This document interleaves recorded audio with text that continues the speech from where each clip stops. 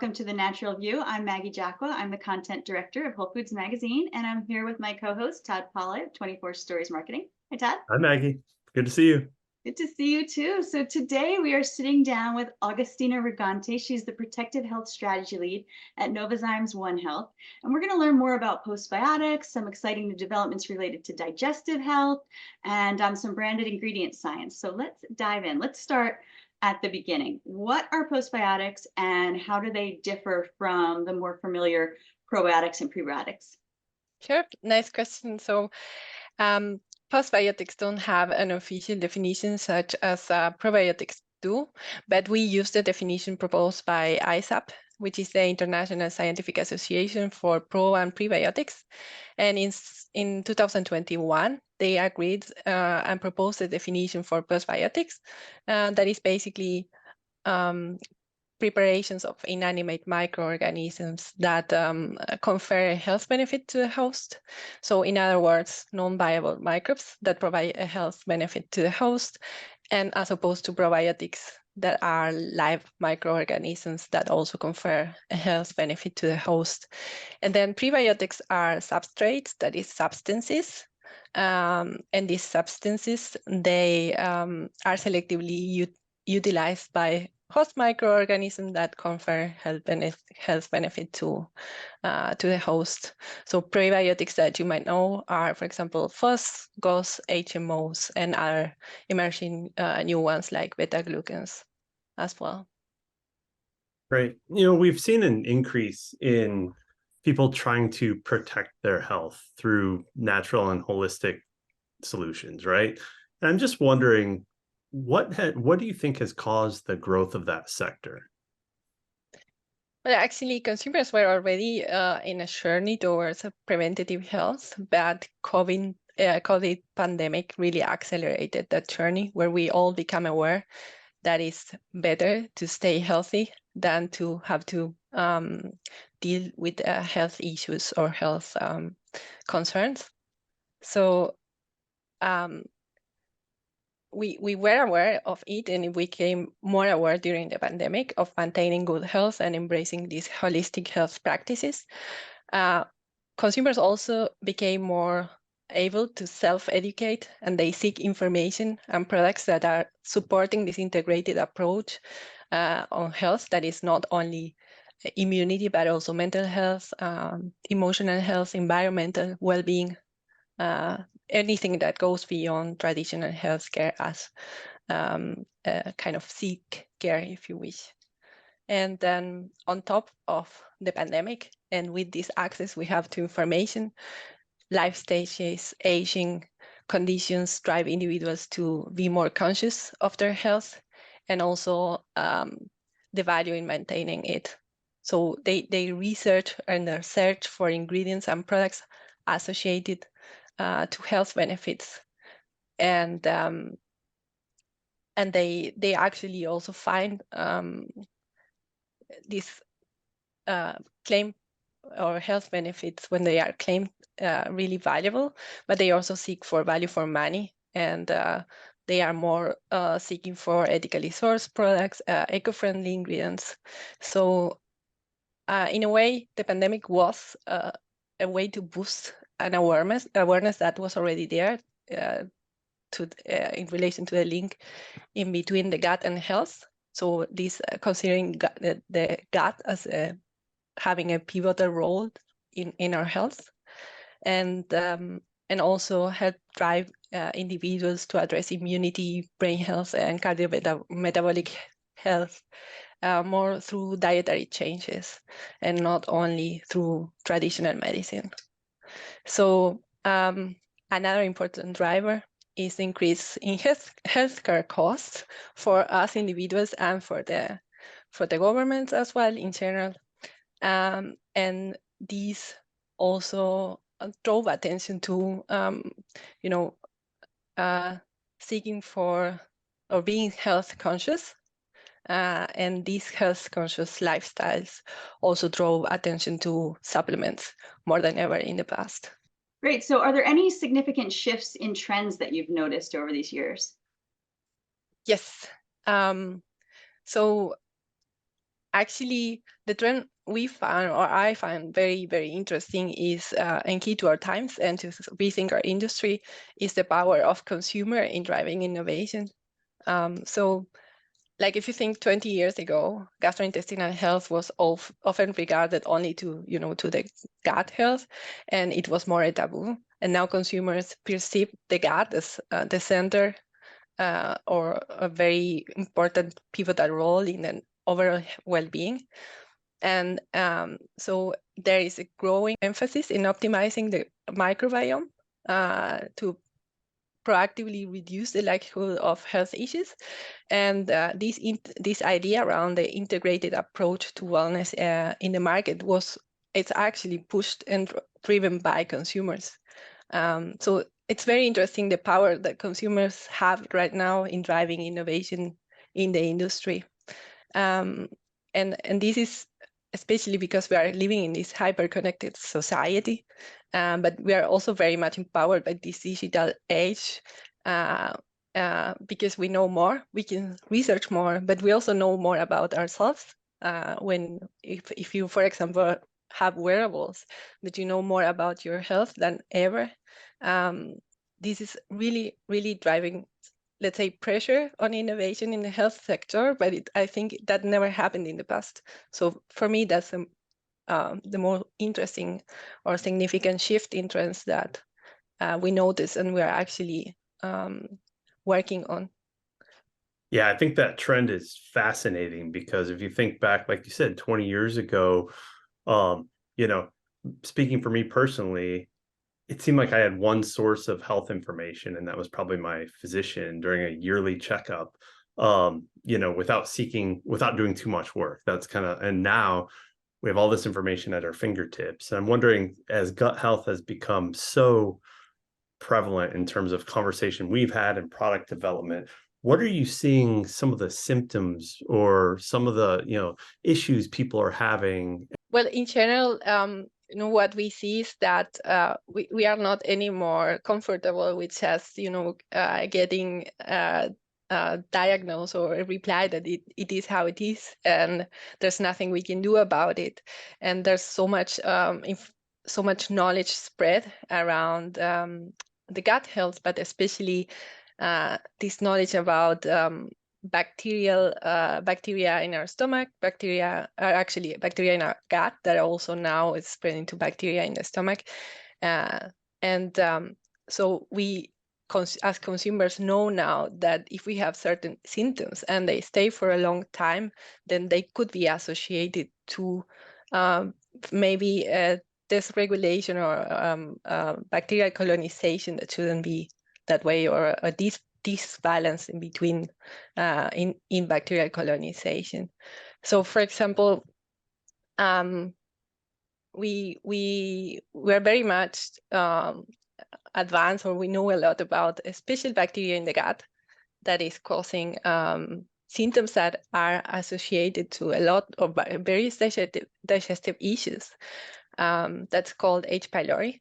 That's a bacterium that half of us carry in our stomach, and the symptoms of a mild colonization of these bacterium are frequent heartburn, digestive issues, and those symptoms that in the past we thought were just because we're not eating properly might be associated with other root causes. So all in all, I think we are more aware that the root cause of a symptom is not straightforward only because of something we are doing wrong, might be due to an imbalance that we have internally. Interesting. And so postbiotics can play a role here, right? So how do postbiotics relate to H. pylori and the management of that? There's a lot of research on biotics. So that's, and that can lead to talk about postbiotics, because actually, there are a lot of biotics, probiotics and postbiotics that have different mode of action against H. pylori. And then postbiotics have the benefit of being inanimated and then having longer shelf life and so on. So let's talk about biotics. Can you talk about the potential role in H. pylori and these gut issues that you were talking about? Sure. So there are several studies on pro and postbiotics concerning H. pylori management, and they mainly focus in to understand whether the addition of biotics can enhance the management of H. pylori load, and whether the addition of biotics can minimize the incidence of H. pylori managed on the H. pylori management therapy associated side effects, and whether the addition of biotics can promote the restitution of the microecological imbalance that was caused by the therapy. And in general, findings are that there are 3 potential mechanisms of action that biotics can deliver, in which biotics can manage H. pylori load. Firstly, biotics may enhance the barrier function, the natural barrier function. So because the gastric acid and the gastric mucosa barrier are the first line of defense against microorganisms we have in the stomach. The other way is that they can contribute to control the growth of harmful microorganisms by releasing substances with protective properties, such as, for example, lactic acid or short-chain fatty acids, and then they can control colonization.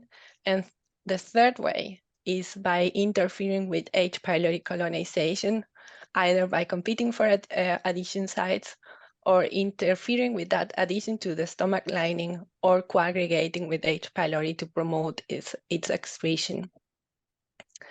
And that leads to the postbiotic research that works by promoting the excretion of, coaggregating and promoting the excretion of H. pylori. Got it. Let's focus in a little more specifically on some of the, one of the challenges that we've seen over the past years, and that is antibiotic or antimicrobial resistance, among folks as they turn to other solutions. How does H. pylori and the treatment of that and the complexity of that, how does that affect this issue, and how can postbiotics possibly step in and meet that market need? Yes, as you said, antimicrobial resistance, which is a phenomenon that is basically natural to microorganisms such as bacteria, viruses, and fungi. It's a mechanism or phenomenon where they develop over time resistance to the drugs that were previously able to treat them. And that's a natural phenomenon. But the problem is that there are some factors that can accelerate and make this resistance grow and spread faster, such as overuse or misuse of antibiotics for many reasons. For example, misuse could be we don't finish our antibiotic course because we feel better, we stop in the middle. So this kind of misuse. And this antimicrobial resistance over the past 20 years became a global concern, and there's a global action plan around it because microbes are more and more becoming resistant to the antibiotics we have, and that means that our drugs will become less effective over time. So one key part of this global plan is to find ways to protect from the spread of antimicrobial resistant pathogens, and that could also be addressed by maybe finding other ways to manage certain bacteria. And the way, in parallel, let's say, there's a shift on the health paradigm where we are becoming more aware that there's a role of the microbiome, a central role of the microbiome in overall health, and also in how we stay protected from the spread of bacteria, and especially resistant bacteria. And there's also a lot of focus currently on microbial ecology to understand how our internal ecology in the microbiome can, if we boost it in a way, can help us be protected from these resistant bacteria. And actually, postbiotics have a great potential to address this topic. For example, as I said previously, if we have an example of a postbiotic that helps manage the load of a harmful microorganism like H. pylori in the stomach, then this kind of product, they can shape the microbiome and help it support diversity. That means to have a healthy diversity in the microbiome. And in this way, harmful microorganisms can't or don't colonize, and they don't develop into a health concern. So in this way, postbiotics and biotics in general can have a great potential to help address this antimicrobial resistance. All right, let's talk about options. I know Novozymes OneHealth has been doing research in this area. There's a branded ingredient, Pylopass. How does that fit into this category? Well, Pylopass is actually a preparation of inanimate microorganism, and it confers the health benefit to the host in that way. Great. And, postbiotics have recently been getting more attention. And I'm wondering what makes Pylopass unique and how does it contribute to the whole world of postbiotic products that we're hearing about all of a sudden? Pylopass works in a safe and highly targeted way to help manage the levels of H. pylori cells in the stomach. And it basically does it by recognizing H. pylori and adhering to it. And then this way it forms a mass with H. pylori cells that is known as coaggregate. And then the coaggregate travels through the gastrointestinal system. And in the end, the coaggregate is washed away. So it's basically a highly targeted and very safe solution to managing this common gastric bacterial concern. And it's also making it in a way that doesn't lead to resistance. And with this coaggregation activity, Pylopass has shown to manage the levels of H. pylori in the stomach, but also it was measured and it was demonstrated that also results in lower discomfort that derive from this gastric inflammation, such as heartburn or feeling of indigestion. It's also important that it's the most researched postbiotic addressing H. pylori, and it has a unique mode of action that is patented. Both technology and process are patented. And it demonstrated efficacy in more than 12 studies across several populations, proving managing the root cause and the symptoms of the upper GI discomfort caused by this very common bacterium found in the stomach. All right, so let's look at more about what makes Pylopass so unique. What sets it apart from other postbiotic products on the market?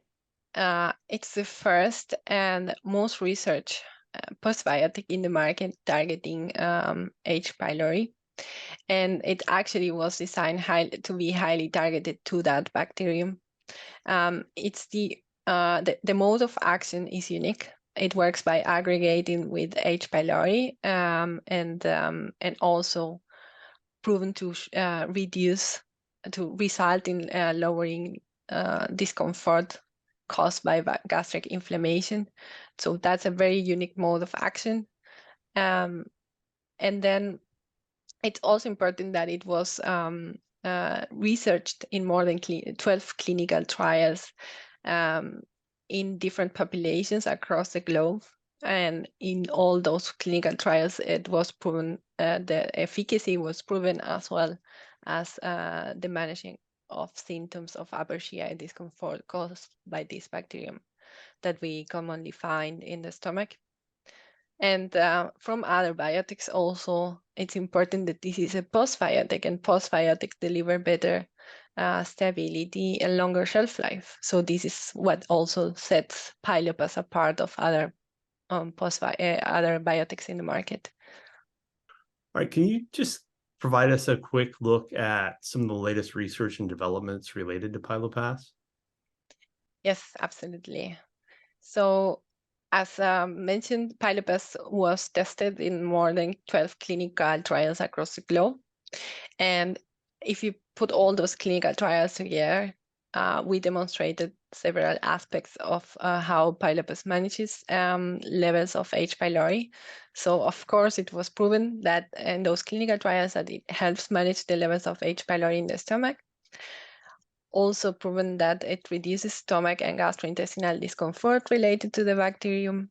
It also was proven that it contributes to the maintenance of the normal gastric mucosa in the stomach in people with H. pylori, which is super important, and also proven to soothe when having occasional occurrence of diarrhea due to antibiotic use for the treatment of H. pylori. Thank you. I mean, we learned a lot. Great roundup. Thanks to Novozymes OneHealth for giving us this information. So for people who want to follow up and get more details, how can they, where can they go? They can go to our website, www.novozymesOneHealth.com. And we have there, of course, a formula that you can fill in if you want to get in contact with us for more information.